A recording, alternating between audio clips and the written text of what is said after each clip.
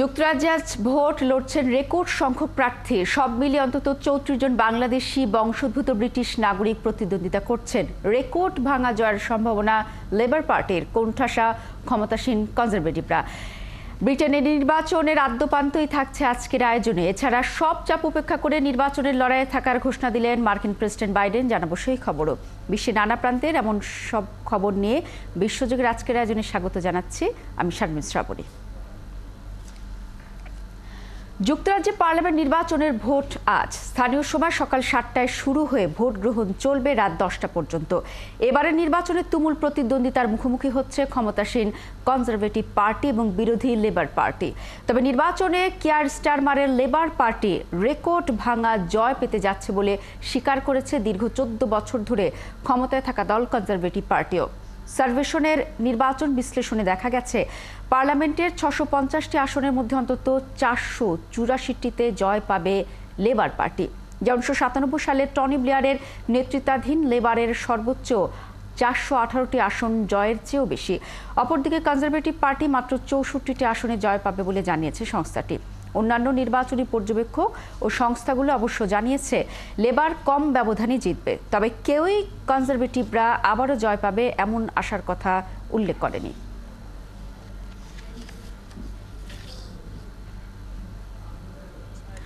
দর্শক, যেমনটি শুনলেন যে যুক্তরাজ্যে নির্বাচন চলছে, সেই খোঁজ খবর নিয়ে আমাদের সাথে যুক্ত হয়েছেন লন্ডন থেকে আমাদের সহকর্মী তানভীর আহমেদ। তানভীর, ভোট শুরু হয়েছে বেশ খানিকটা সময় তো পার হলো, ভোটার উপস্থিতি কেমন দেখছেন এবং দিন শেষে এই ভোটের পরিবেশটাও একটু জানতে চাই আপনার কাছে। ধন্যবাদ। এখানকার যুক্তরাজ্যের ভোটের পরিবেশ আসলে লম্বা লাইন ধরে মানুষ ভোট দিচ্ছে এরকম পরিস্থিতি সাধারণত চোখে পড়ে না। তবে সকাল ৭টা থেকে রাত ১০টা পর্যন্ত ভোট গ্রহণ চলে। তাদের নিজেদের সুবিধাজনক সময়ে ভোটাররা সাধারণত ভোট দেন। আমি দেখছি একসাথে হয়তো কোনো পরিবারের সদস্যরা একসাথে এসেছেন, কেউ হয়তো একা এসেছেন, কেউ হয়তো কাজে যাবেন, সেই সময়টা বাঁচিয়ে তিনি হয়তো ভোট দিতে আসছেন। কেউ কেউ হয়তো ডাকযোগে ইতিমধ্যে ভোট দিয়ে ফেলেছেন। অনেক একটা বড় অংশের ভোটাররা কিন্তু অনেক এখানে যারা কাজ করেন প্রফেশনাল, এমনকি যারা নির্বাচনের প্রতিদ্বন্দ্বিতা করছেন রাজনীতিবিদ, তারাও কিন্তু ডাকযোগে ভোট দিয়ে ফেলেন। তো আমি বুথ ফেরত মানে কয়েকজন ভোটারের সাথে কথা বলেছিলাম, কাকে তারা ভোট দিয়েছেন। একজন লেবার পার্টিকে ভোট দিতে চাইছেন এবং তিনি ভারতীয় বংশোদ্ভূত। আমি জানতে চাইলাম, তোমার দেশের প্রধানমন্ত্রী বর্তমানে ঋষি সুনাক ভারতীয় বংশোদ্ভূত, তুমি কেন দিচ্ছ না? তো সে আমাকে বললো যে আমি ছাত্র হিসেবে এসেছি, আমাকে যখন প্রয়োজন ছিল ব্রিটেন আমাকে নিয়ে এসেছে, অনেক অর্থ দিয়ে আমি এই দেশে এসেছি, আসার পর নতুন করে নিয়ম পরিবর্তন করে ফেলা হয়েছে, তো এখন আমি যাব কোথায়? এবং আমি যেই পরিমাণের স্যালারি আমার এখানে অর্থাৎ বেতন আমার পাওয়ার কথা ছিল, তার চেয়ে এখন দ্বিগুণ বেতন দিয়ে আমাকে এই দেশে থাকতে হচ্ছে, এরকম একটা বাধ্যবাধকতা আরোপ করতে হচ্ছে। সে কারণে আমি পার্টির পরিবর্তন চাই, এবং সে লেবার পার্টিকে ভোট দিয়েছে।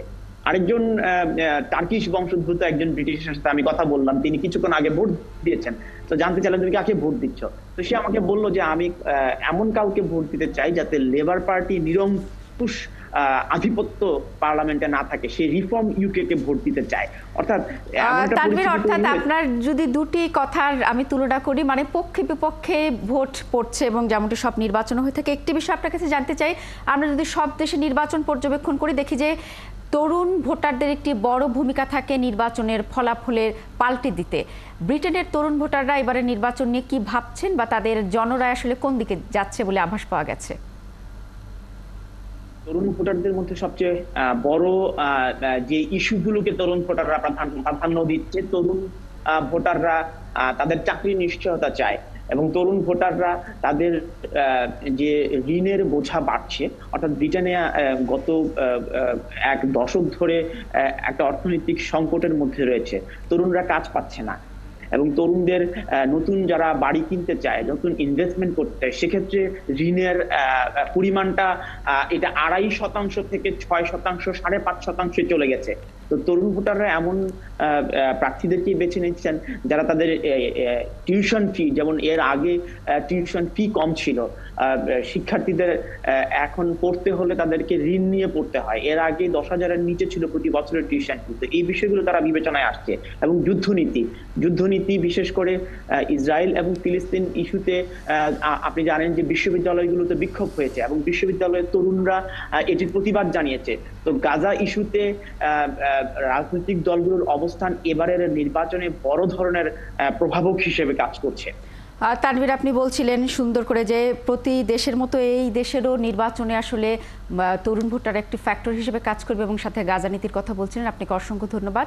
আমরা প্রতি সংবাদ সংযোগ এবং বিশ্বযোগে আমরা আজকে ব্রিটেনের নির্বাচনের সবশেষ তথ্য জানিয়ে দিব। দর্শক, আমাদের সহকর্মী তানভীর আহমেদ বলছিলেন ব্রিটেনের নির্বাচনের সবশেষ তথ্য।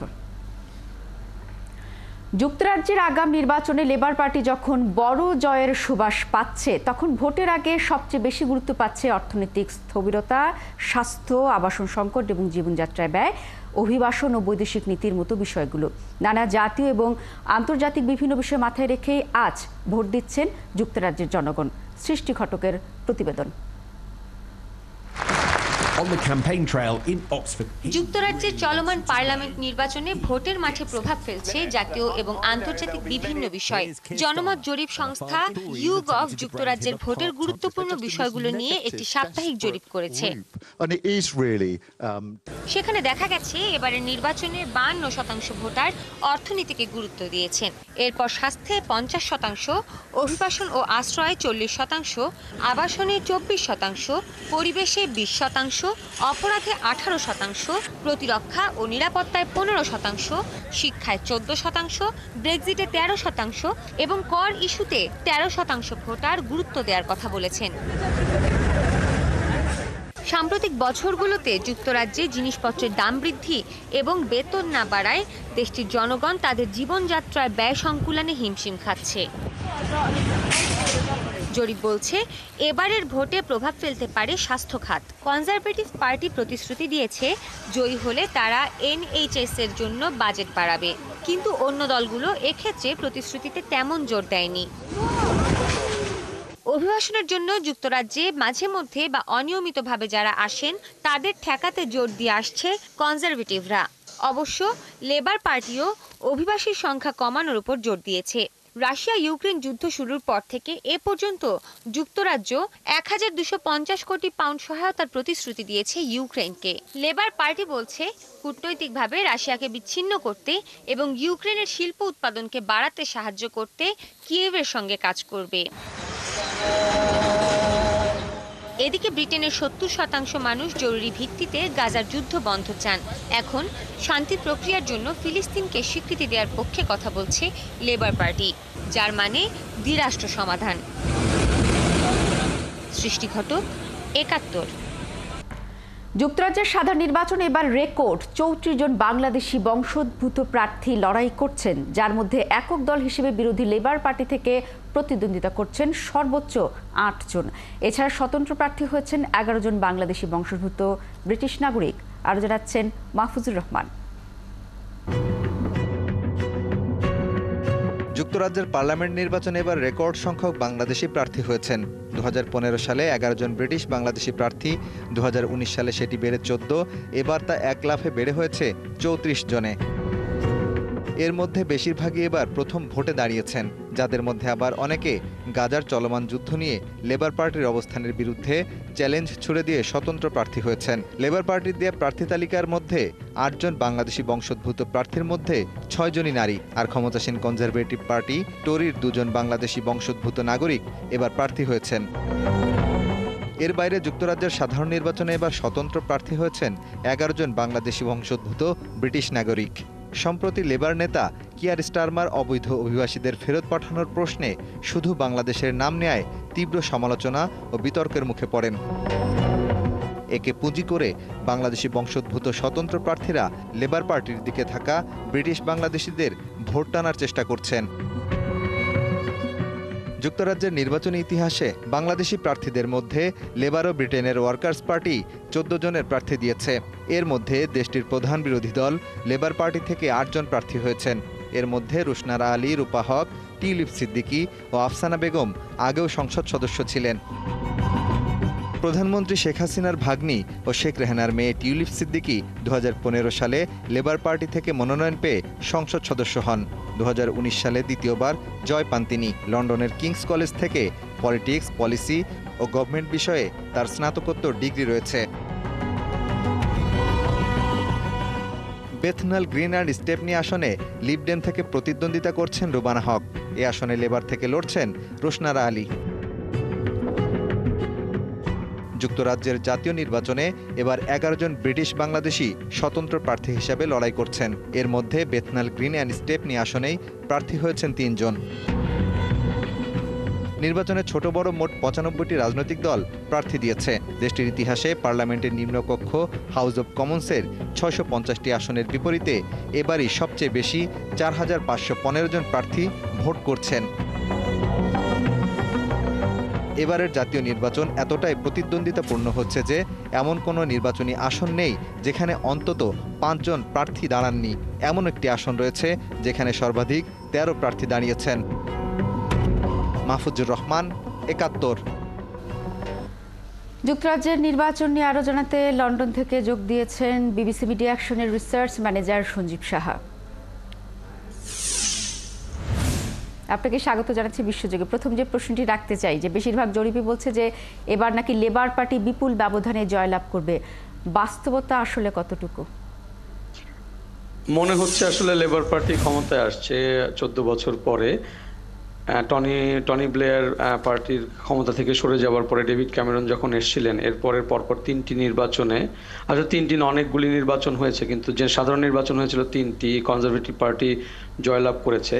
কিন্তু এখন যেটা মনে হচ্ছে, বিশেষ করে গত 1 বছরের আলোচনায় এবং বিশেষ করে নির্বাচন ক্যাম্পেইনে সরাসরি যখন নেতারা মুখোমুখি হয়েছেন, মানুষের আসলে কনজারভেটিভ পার্টি, বিশেষ করে কনজারভেটিভ পার্টির ভোটার যারা, তাদের কনজারভেটিভ পার্টির উপর থেকে আস্থা উঠে গেছে। 3টি বিষয় তারা বারবার মেনশন করেছেন। তার মধ্যে একটি হচ্ছে ইমিগ্রেশন। কনজারভেটিভ পার্টি বারবারই বলেছে যে তারা নেট মাইগ্রেশন কমিয়ে ফেলবেন এবং সেটিকে 1 বছরে 1 লাখের নিচে নিয়ে আসবেন। কিন্তু গত 3 বছরে প্রায় 2 মিলিয়নের উপরে, প্রায় 3 মিলিয়ন মানুষ ইউকেতে এসছে মাইগ্রেশনের মাধ্যমে। দ্বিতীয় যে বিষয়টি সেটি হচ্ছে Boris Johnson continuously Covid rule break করেছেন। যখন এই প্যান্ডেমিক লকডাউনের সময়, যখন এই দেশের কুইন এলিজাবেথ যিনি মারা গেছেন, তিনি তার স্বামীর মৃতদেহের পাশে একা বসেছিলেন, কিন্তু বরিস জনসন তার ডাউনিং স্ট্রিটের অফিসে বা বাড়িতে পার্টি করছিলেন। এই জিনিসটি এই দেশের মানুষ খুবই খারাপভাবে নিয়েছে। এবং তৃতীয় বিষয়টি হচ্ছে যে এই যে ন্যাশনাল হেলথ সার্ভিস, যেটা হসপিটালগুলিতে বিশাল ওয়েটিং লিস্ট এবং কয়েক মিলিয়ন মানুষ অপেক্ষা করে আছেন তারা কখন অ্যাপয়েন্টমেন্ট পাবেন, কনসালটেন্টের সাথে দেখা করবেন। ঋষি সুনাক এবং সবাই কনজারভেটিভ পার্টির প্রাইম মিনিস্টাররা, বিশেষ করে ঋষি সুনাক প্রমিস করেছিলেন যে তিনি সেটিকে কমিয়ে আনবেন, কিন্তু তিনি সেটিকে আসলে কমিয়ে আনতে এবং পারেননি। এগুলো হচ্ছে ভোটের মাঠে প্রভাব ফেলবে। একটি বিষয় আপনি বলছিলেন যে লেবার পার্টির আসার সম্ভাবনা বেশি, কিন্তু আমরা জানছি ঠিক বিতর্কে নির্বাচনের কয়েকদিন আগে লেবার পার্টি কিন্তু বাংলাদেশি কমিউনিটিতে একটি মন্তব্য করেছেন বাংলাদেশে ফেরত পাঠানোর বিষয়। সেটি আসলে দিন শেষে কি ধরনের নেতিবাচক প্রভাব ফেলতে পারে ভোটের মাঠে? এটি খুবই দুঃখজনক এবং খুবই ডিসঅ্যাপয়েন্টিং। আমি মনে করি বাংলাদেশি বংশোদ্ভূত এবং বাংলাদেশে এবং যারা লিবারেল মানসিকতার আছেন তারা সবাই এটিকে নিন্দা জানিয়েছেন এবং নিন্দা করবেন যে পার্টিকুলারলি একটি দেশকে টেনে বা দেশের নাম মেনশন করে। এবং যদি আপনি অ্যাসাইলাম সিকারদের তালিকায় দেখেন, বাংলাদেশ কিন্তু প্রথম 5-এর মধ্যে আছে, কিন্তু সর্বোচ্চ অ্যাসাইলাম সিকার বা সর্বোচ্চ অবৈধ যে আছে বাংলাদেশ থেকে, বিষয়টি এমনও নয়। কিয়ার স্টারমার সেটি ভুলটি বুঝতে পেরেছেন এবং আমার ধারণা আমাদের বাংলাদেশি এমপি ক্যান্ডিডেট যারা আছেন লেবার পার্টির, তারাও সেটিকে ধরতে সহায়তা করেছেন এবং তিনি তারপরে বেশ কয়েকবার জিনিসটাকে কাভার আপ করার চেষ্টা করেছেন। কিন্তু আমার মনে হয় দুটো ইস্যুতে, প্রথম ইস্যুটি হচ্ছে যে গাজা প্যালেস্টাইন ওয়ার ইস্যুতে লেবার পার্টির যে অবস্থান, যেটি আসলে ইসরায়েলের পক্ষেই যায়, এইটি নিয়ে বাংলাদেশি কমিউনিটিতে ইতিমধ্যে লেবার পার্টির বিপক্ষে খানিকটা দ্বিমত রয়েছে। হ্যাঁ, এবং পরের এই মন্তব্যটা, বাংলাদেশি কমিউনিটি আসলে দুভাগ হয়ে গেছে। বাংলাদেশি কমিউনিটি থেকে 19 অলমোস্ট 90% ভোট পেতেন বা তারও বেশি, এইবার হয়তো অনেক কম পাবেন, কিন্তু সেটি আসলে ভোটের মাঠে কতটুকু প্রভাব ফেলবে কয়েকটি কাউন্সিলে, বিশেষ করে লন্ডনে, এটি বড় প্রভাব ফেলতে পারে। আমার ধারণা ইন্ডিপেন্ডেন্ট প্রার্থীগুলি অনেক বেশি এগিয়ে যেতে পারে। আর আরেকটি বিষয়টি কি হেল্প করতে পারে কনজারভেটিভ পার্টিকে, কারণ কনজারভেটিভ পার্টির ক্যাম্পেইনই কিন্তু হচ্ছে, তারা জানে জিততে পারবে না, তারা ক্যাম্পেইনটা করছে হচ্ছে লেবার যাতে একটি ব্রুটাল মেজরিটি না পায়, সেই ক্ষেত্রে এটি লেবার পার্টিকে অর্থাৎ লেবার বাংলাদেশি কমিউনিটিতে যে ভোট ছিল আপনি বলছিলেন সেটি আসলে পরে ভাগ হয়ে যাবে। ছোট্ট করে আরেকটি বলবেন যে বিশ্বজুড়ে যুদ্ধ আপনিও বলছিলেন, এই বর্তমান প্রেক্ষাপটে আসলে আগাম নির্বাচনের দেওয়ার যৌক্তিকতায় কতটুকু এবং এটি আসলে কতটা গুরুত্ব বহন করে বা পুরো বিশ্ব রাজনীতিতে? আচ্ছা, এটি একটি মজার ব্যাপার। ডিফেন্সের ক্ষেত্রে, মানে নিরাপত্তা ইস্যুতে, এবং নিরাপত্তা যেভাবে বলা হয় এদেশে, তার মানে হচ্ছে পৃথিবীর কোথায় যুদ্ধ করব বা করব না এবং কাকে সহায়তা দেব যুদ্ধে, এই জায়গাটাতে লেবার এবং কনজারভেটিভের মধ্যে তেমন কোনো পার্থক্য নেই। সুতরাং এই নির্বাচনের পরে খুব বেশি ইতিবাচক বা নেতিবাচক কোনো ধরনের পরিবর্তন দেখবার সম্ভাবনা কম বলে আমি মনে করি। আর লাস্ট লেবার গভর্নমেন্ট যখন ছিলেন Tony Blair, he took Britain to the second Iraq war. সুতরাং লেবারের হাতও যে ক্লিন সেটি বলা কঠিন। সুতরাং আমি খুব একটা আশাবাদী আমরা আসলে একটু ছোট করতে হচ্ছে। আপনি যেমনটি বলছেন যে নেতাই আসুক না কেন, আমরা দেখেছি যে যুদ্ধবাজ নেতা হিসেবে কিন্তু টনি ব্লেয়ার ভালোই পরিচিত। অর্থাৎ দল পরিবর্তন হলেও যে ব্রিটেনের যে কৌশল, যে যুদ্ধ জড়িয়ে পড়া এবং যুক্তরাষ্ট্রের সঙ্গ দেওয়া, সেটি থেকে হয়তো আপাতত মুক্তি মিলবে না বলে মনে করা হচ্ছে। অসংখ্য ধন্যবাদ সঞ্জীব শাহ, আপনার মাধ্যমে যুক্ত আমরা ব্রিটেন নির্বাচনে আপনার যে বিশ্লেষণ সেই তথ্য জানছিলাম। আসন্ন প্রেসিডেন্ট নির্বাচনের প্রতিদ্বন্দ্বিতা থেকে সরে যাচ্ছেন না বলে জানিয়েছেন মার্কিন প্রেসিডেন্ট জো বাইডেন। বুধবার ডেমোক্রেটিক দলের নির্বাচনী প্রচার অভিযানে এসব কথা বলেন বাইডেন। জো বাইডেন বুধবার তার প্রচারণা কর্মীদের সাথে ফোনে কথা বলেছেন এবং ডেমোক্রেটিক আইন প্রণেতা ও গভর্নরদের সাথেও বৈঠক করেছেন। এ সময় 2024 সালের আসন্ন প্রেসিডেন্ট নির্বাচনে লড়াইয়ে থাকার প্রতিশ্রুতি দেন তিনি। ফিলিস্তিনের অবরুদ্ধ গাজা ভূখণ্ডে ইসরায়েলি হামলায় আরও 28 জন ফিলিস্তিনি নিহত হয়েছেন। এতে করে উপত্যকাটিতে নিহতের সংখ্যা পৌঁছেছে প্রায় 38,000-এ। এছাড়া গত বছরের অক্টোবর থেকে চলা এই হামলায় আহত হয়েছেন আরও 87,000-এরও বেশি ফিলিস্তিনি। গাজার স্বাস্থ্য মন্ত্রণালয় জানিয়েছে অবিরাম হামলায় গাজায় আরও অনেক মানুষ আহত হয়েছে এবং অনেক আহত মানুষ ধ্বংসস্তূপের নিচে এবং রাস্তায় আটকা পড়ে আছেন। এই কারণ তাদেরকে উদ্ধারকারীরা ঠিকমতো উদ্ধার করতে পারছেন না। এদিকে ইসরায়েল এবং হামাসের মধ্যে যুদ্ধ শুরু হওয়ার পর থেকে গাজায় উপত্যকায় প্রতি 10 জনের মধ্যে 9 জনই অন্তত একবার বাস্তুচ্যুত হয়েছেন।